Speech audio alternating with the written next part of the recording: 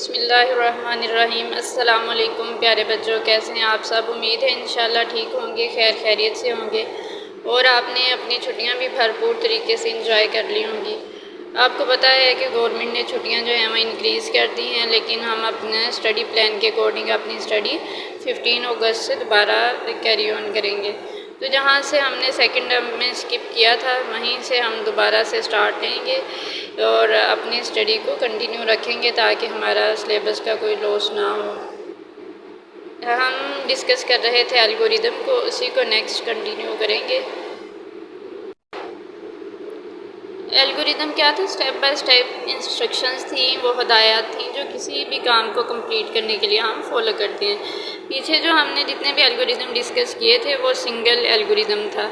यहाँ पे अब हम आ जाएंगे मल्टीपल में। सिंगल में हमने डिफरेंट टाइप्स के डिस्कस किए थे, सैंडविच बनाया था, टी बनाने का एल्गोरिदम डिस्कस किया था और इसी तरह के डिफरेंट एल्गोरिदम थे, एयरप्लेन बनाया था। यहाँ पे आपका आज का जो SLO है वो भी है write simple algorithm.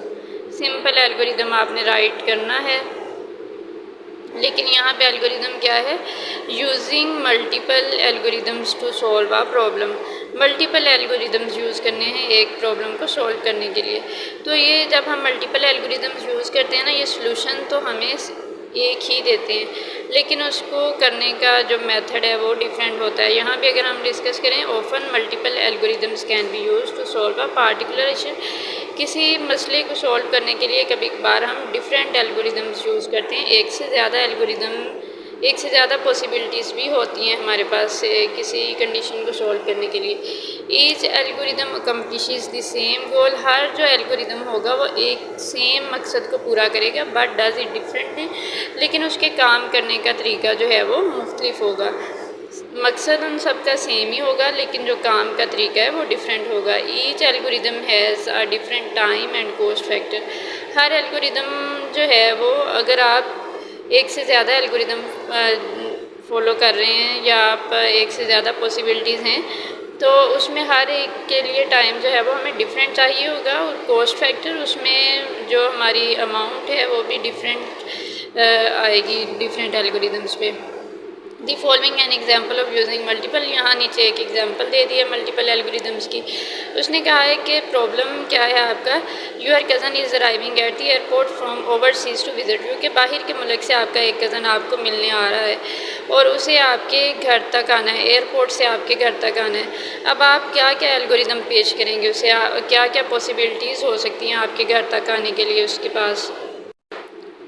First possibility है कि आप उसे कहें कि स्टार्ट करें। जब आप स्टार्ट और स्टॉप वही हम फॉलो करेंगे, पीछे वाला ही स्टेप इसका, कि जब वो एयरपोर्ट पर पहुँचे तो आपको कॉल कर ले। Call me when your plane arrives. जब आपका उसका एयरपोर्ट पे प्लेन आए तो आपको कॉल कर ले। Meet me at the passenger receiving area. और जहाँ पे मुसाफिर आके ठहरते हैं वहाँ पे आप उसको रिसीव कर लें, वो आपसे वहाँ पे आके मिले।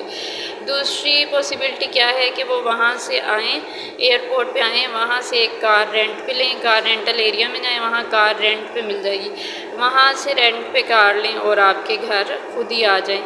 तीसरी कंडीशन क्या है कि वो बस के थ्रू आ जाएं, कि वो बस स्टैंड पे जाएं और कैच बस 97 बस पकड़ें। उसके बाद फैसल चौक में जाके बस को बदल लें, 56 वाली बस लें। वहाँ पे आके स्ट्रीट 16 में जब गली नंबर 16 में आएँ तो उसको स्किप कर दें, बस को वहाँ पे छोड़ दें। उसके बाद जो है वो walk down to 5th house on the right और 5वें नंबर वाले घर में आपके पास आ जाएं।